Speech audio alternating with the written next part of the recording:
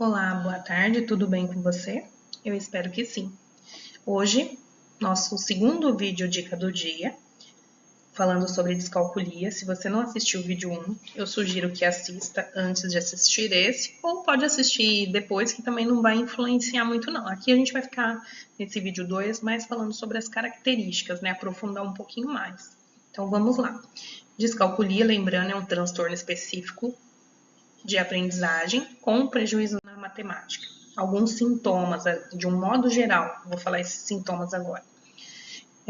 Senso numérico fraco, dificuldade para estimar quantidades, dificuldade para contar de trás para frente, dificuldade para lembrar de fatos matemáticos básicos, mesmo tendo passado por muitas horas de prática, dificuldade para entender o valor posicional de algarismos, dificuldade para entender a função do número zero no sistema numérico indo-arábico, esquecimento de estratégias matemáticas, principalmente de procedimentos longos com várias etapas, com divisão de números grandes, dificuldade para guardar números na memória de trabalho enquanto resolve problemas matemáticos, ansiedade relacionada à matemática e qualquer outra atividade que envolva números, lentidão para fazer cálculos, habilidade de aritmética mental fraca em relação à idade ou ao nível de escolaridade, dificuldade para aprender a ler as horas, dificuldade para calcular o tempo.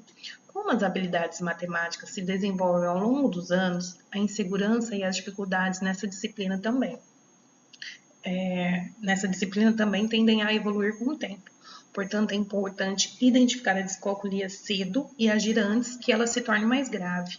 Lembrando que quanto mais a gente deixa esse indivíduo, mesmo que se não cuide adequadamente, esse indivíduo vai ter grandes prejuízos ao longo da vida, né? Sinais de descalculia na educação infantil. Agora eu vou passar por etapas, e aí o que é importante falar, né? Que desde pequeno, você tem que fazer essa observação para ver como a criança tá e já buscar essas características. Então, quanto antes é melhor, não é? Então, vamos começar a avaliar desde a educação infantil. Dificuldade para aprender a contar, dificuldade para reconhecer padrões simples, dificuldade para entender o significado dos numerais, como associar o número 3 a um conjunto de 3 objetos, ou a palavra oral 3. Dificuldade para entender o conceito de enumeração, associar um número a uma quantidade de objetos. Sinais de descalculia nos anos iniciais do ensino fundamental. Dificuldade de aprender a lembrar dos fatos numéricos, como 4 mais 2 é igual a 6. Uso excessivo dos dedos para contar, em vez de utilizar métodos mais avançados. Dificuldades para identificar símbolos matemáticos, como mais e menos, e usá-los corretamente. Dificuldade para entender a linguagem matemática, como mais, que é, menos que. Dificuldade para entender o valor posicional dos algarismos, confundindo, por exemplo, 12 com 21. Sinais de dislexia nos anos finais do ensino fundamental. Dificuldade para entender conceitos matemáticos, como a propriedade comutativa. 3 mais 5 é igual a 5 mais 3. E a inversão. Saber a resposta para 3 mais 26 menos 26 sem precisar calcular. Ou seja, né, fazer conta mental, usar o raciocínio lógico, né, tem muita dificuldade com isso. Dificuldades de selecionar uma estratégia para resolver problemas matemáticos. Dificuldades para lembrar o placar em jogos e atividades esportivas.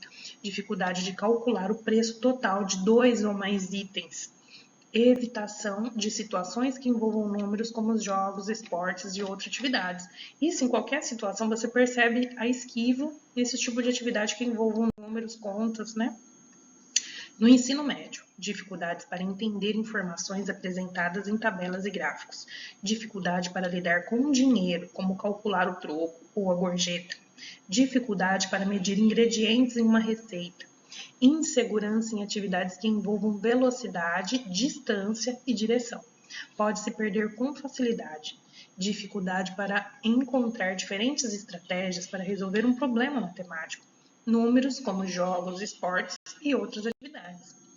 E aí, eu quero dizer para vocês que esse conteúdo que eu fiz essa aula foi em um site chamado Instituto ABCD.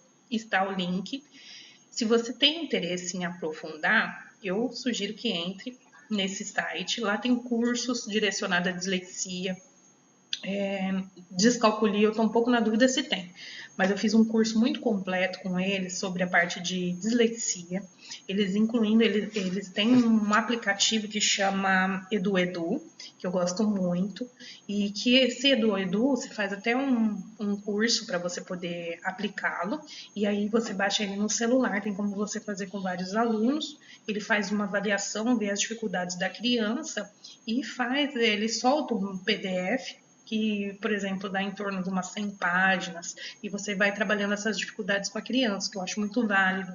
Toda a avaliação que é feita, inclusive no celular, tem joguinho que os pais podem fazer, a criança não percebe se erra, se está acertando, se está errando, né? Ele não tem isso, então deixa uma coisa mais leve e o tempo todo avaliando e você vai vendo o desempenho da criança ao longo do tempo. Então é um site que eu gosto demais para aprofundamento e especialização. Sugestões de teste. Aí eu tenho o IAR, o PROLEC e o TDE2. Alguns desses instrumentos são instrumentos caros para ser aplicado, mas eu quero deixar aqui que existem esses instrumentos para avaliar, né, essas dificuldades e avaliar o nível da criança mesmo em relação à aprendizagem, para você focar mais no planejamento, né, ver o que elas estão precisando. E aí cada profissional dentro da sua área vai usá-lo da forma que lhe cabe. Então, o professor ele vai usar esses materiais para avaliar de um jeito, né? O psicopedagogo vai avaliar de uma outra forma. E o quanto é importante a gente buscar ajuda, o quanto antes, né? Encaminhar para um profissional que possa fazer essa avaliação, para começar com a intervenção, para que essa criança não tenha tantos prejuízos, né? E depois eu vou fazer um vídeo de dislexia e vou trazer as dificuldades na vida adulta, que eu acho muito importante a gente falar sobre isso, porque às vezes a gente vai deixando as coisas passar e achando que as coisas se resolvam, e na vida adulta, na questão de trabalho, né? Quando começa a trabalhar, isso tem um impacto muito grande, né? E é muito triste a gente ver, encontrar um adulto que às vezes vai descobrir o que tem só depois que já tem uma certa idade, né? Então passou uma vida toda, né, se frustrando, teve problema. Então eu acho que é muito importante a gente ficar atento a esses sinais. Aqui a gente traz, você vê que a gente traz tudo separado, as dificuldades em certos períodos da escola, né?